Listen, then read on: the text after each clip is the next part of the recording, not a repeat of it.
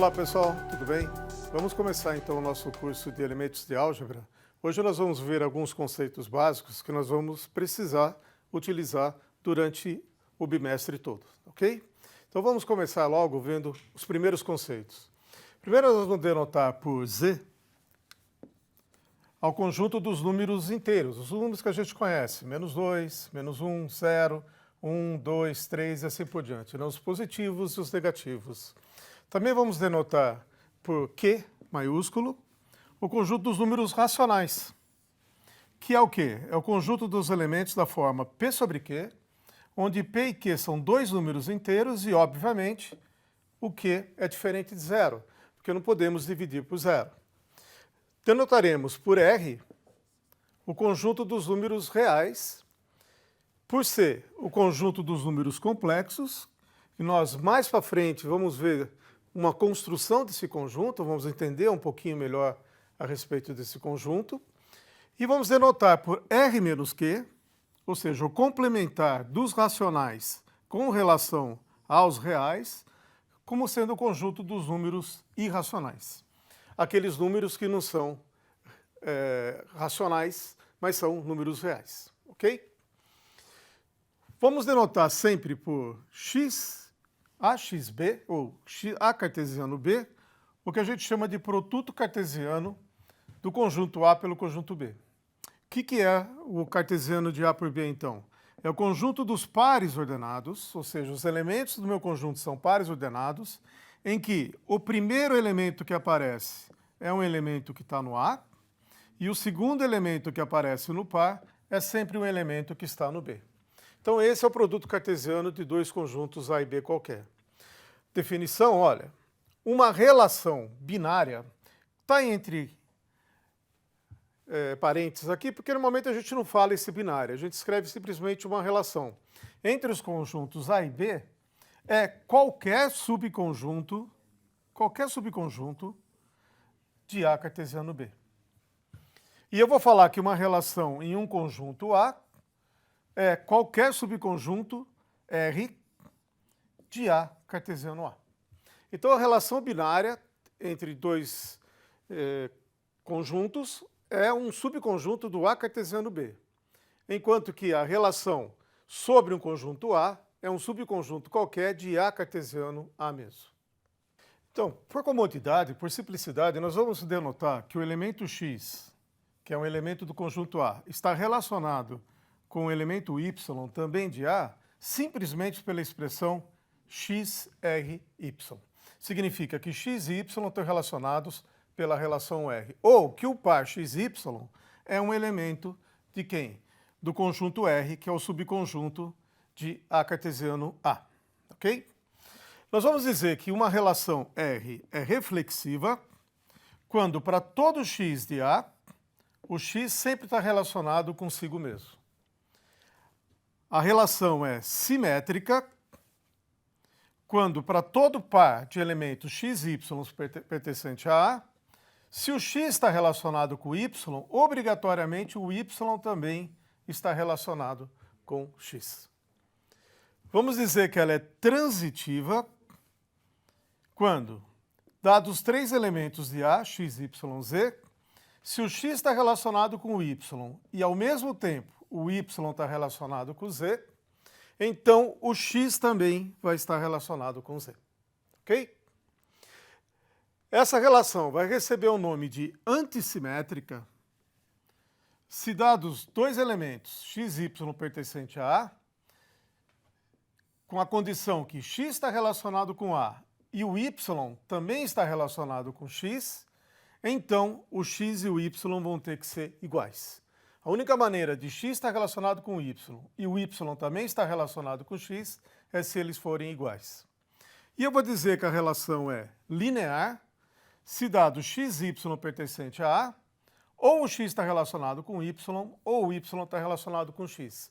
Uma das duas coisas tem que ocorrer. Dados dois elementos, um está relacionado com o outro, ou o outro relacionado com um. Vamos ver aqui um exemplo. Ó. Considere a seguinte relação no conjunto dos números inteiros. O x está relacionado com y, sem somente c, o x é menor ou igual a y. Então é uma relação, digamos assim, de igualdade de ordem, né? O x vai estar relacionado com y se ele for um número menor ou igual a y. Então veja, olha, essa relação ela é reflexiva, porque qualquer número inteiro sempre é menor ou igual a ele próprio. Então, para todo elemento de z, x está relacionado com x. Ela não é simétrica. Por exemplo, olha, se o 2 está relacionado com 3, porque o 2 é menor ou igual a 3, mas o 3 não está relacionado com o 2, porque o 3 não é menor ou igual a 2. Então, o 2 se relaciona com o 3, mas o 3 não se relaciona com o 2. Ok? Essa relação é transitiva, pois se eu tiver 3 elementos, 3 números inteiros, tais que o x é menor ou igual a y e o y é menor ou igual a z, então é lógico, o x também vai ser menor ou igual a z. Essa relação é antissimétrica, porque se você pega 2 inteiros, se o x for menor ou igual a y e ao mesmo tempo o y é menor ou igual a x, a única possibilidade é que eles sejam iguais. Então é isso que é antissimétrica. Um está relacionado com o outro. Se o outro também está relacionado com o primeiro, eles têm que ser iguais. E ela também é linear, pois dados 2 números inteiros, sempre acontece de um ser menor ou igual ao outro. Pega 2 números quaisquer, você sabe qual que é o número menor que o outro. Ok? Definição. Uma relação de ordem sobre um conjunto A é uma relação que vai ser reflexiva, antissimétrica e transitiva. Por exemplo, essa última que a gente viu no exemplo. Essa é uma relação de ordem. Agora, uma relação de ordem total sobre o conjunto A é uma relação de ordem, portanto, reflexiva, antissimétrica e transitiva, e linear. O exemplo anterior é uma relação de ordem total. Tá bom? Uma relação R sobre o conjunto A é uma relação de equivalência se essa relação R satisfaz 3 daquelas propriedades que a gente viu. Se ela for reflexiva, simétrica e transitiva.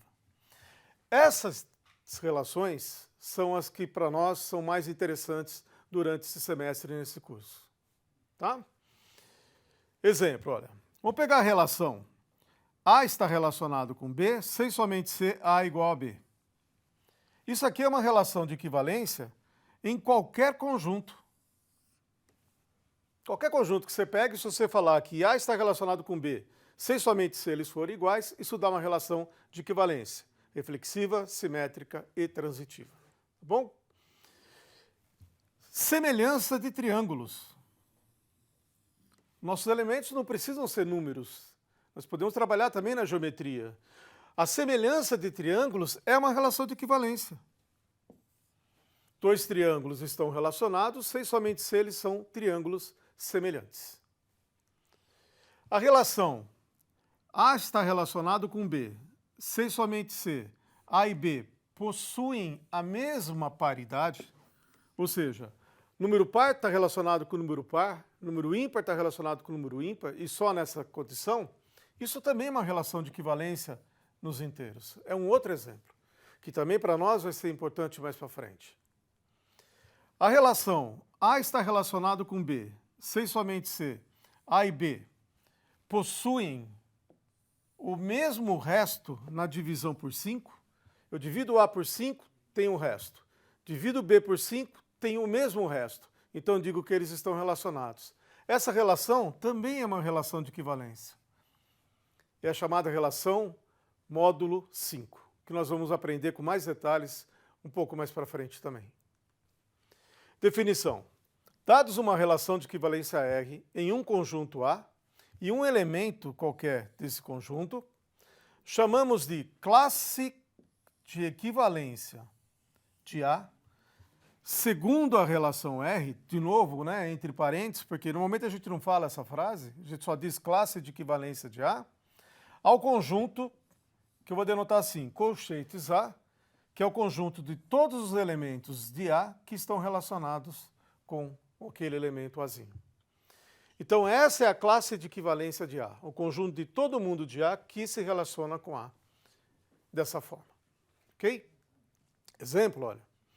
Vamos pegar em R a seguinte relação. A está relacionado com B, C e somente C, A e B possuem a mesma paridade. Qual é a classe de equivalência do 0 e qual é a classe de equivalência do 1? Vamos determinar. Veja, o 0 é par. Como o 0 é um número par, um elemento x vai estar na classe do 0 se somente se ele estiver relacionado com 0. Para ele estar relacionado com 0, ele tem que ter a mesma paridade do 0. Então, se x está na classe do 0, o x é par. Logo, a classe de equivalência do 0 é o conjunto de todos os números pares. 0, mais ou menos 2, mais ou menos 4, mais ou menos 6 e assim por diante. E a classe do 1? Bom, o 1 já é um número ímpar. Então, um elemento vai estar na classe de equivalência do 1 se somente se ele tem a mesma paridade do 1, ou seja, se ele for ímpar. Então, a classe do 1 vai ser o conjunto de todos os números inteiros que são ímpares. Mais ou menos 1, mais ou menos 3, mais ou menos 5 e por aí vai. 2. Segundo outro exemplo. Vamos pegar em R a relação em Z dada pela seguinte formação. Olha. A está relacionado com B, se somente C, A igual a B. Vamos determinar a classe do 3 e a classe do x. A classe do 3. Quando é que o x pertence à classe do 3? Se ele satisfaz a relação, ou seja, está relacionado com 3. Ele só está relacionado com 3 se ele for igual a 3. Então o x tem que ser igual a 3. Portanto, a classe do 3 tem um único elemento, o próprio 3. A classe do elemento x qualquer. Pega x pertencente a z. Quando é que o y vai estar na classe do x? O y vai estar na classe do x se ele é relacionado a x. X e y só são relacionados se forem iguais. Portanto, o x tem que ser igual a y. Ou seja, a classe do x só contém o próprio elemento x. Seja R a relação no seguinte conjunto. Conjunto 1, 2, 3. Esse é o conjunto A, um conjunto finito. E eu vou dizer agora para vocês quais são os elementos que estão na minha relação, ou seja, quais são os pares ordenados de A cartesiano A que estão na minha relação. Então, quando eu olho essa lista, que é finita, eu vejo que o 1 está relacionado com 1, o 2 está relacionado com 2, o 3 está relacionado com o 3, o 1 está relacionado com o 2 e o 2 está relacionado com 1. Essa é a minha relação. E essa relação é de equivalência. Vocês podem provar isso como um exercício. Qual é a classe do 1? Quais são os elementos de A que estão relacionados com 1? Bom, o próprio 1 e o 2. Quais são os elementos de A agora que estão relacionados com o 2? O próprio 2 e o 1. Quais são os elementos de A que estão relacionados com o 3? Para montar a classe de equivalência de 3. Veja, o 3 só se relaciona com ele mesmo. Então, o 3 é sozinho.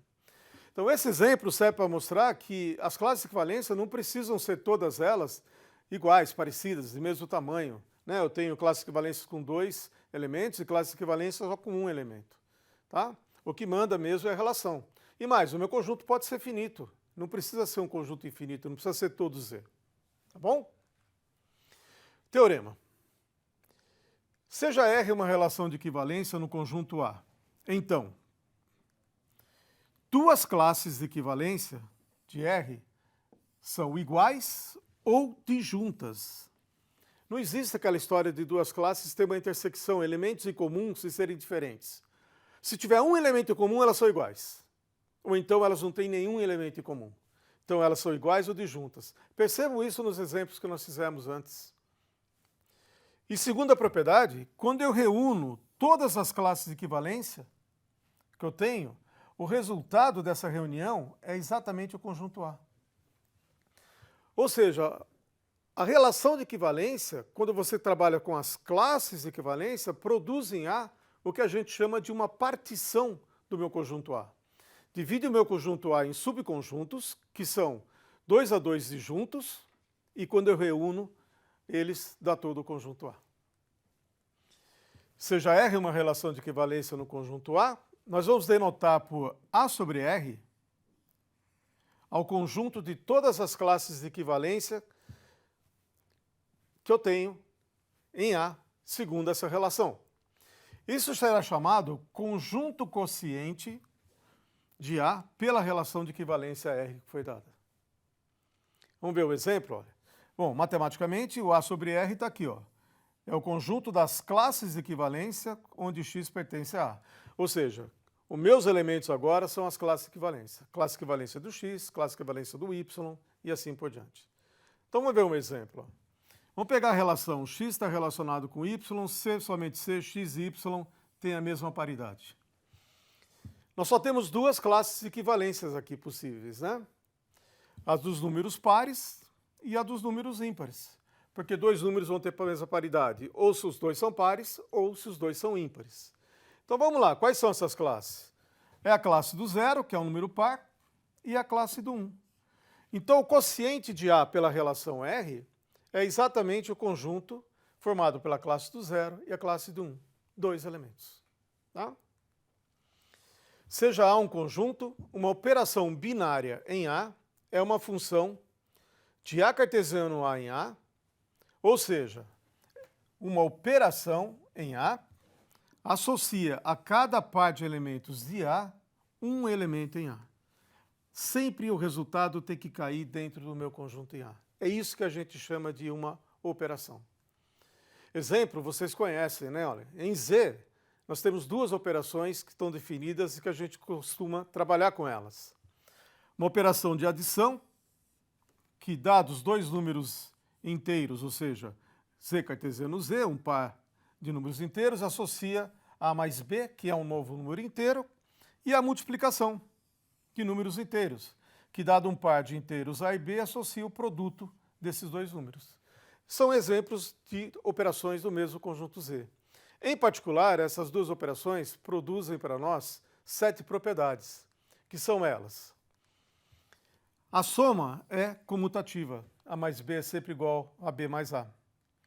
A soma também é associativa. Eu somando primeiro A e B, eu tenho um novo número inteiro e eu somo com C. Isso me dá um número inteiro. Agora, se eu fizer o contrário, primeiro eu vou somar B com C, pego o resultado, somo com A. Isso vai me dar o mesmo número inteiro que eu tinha antes.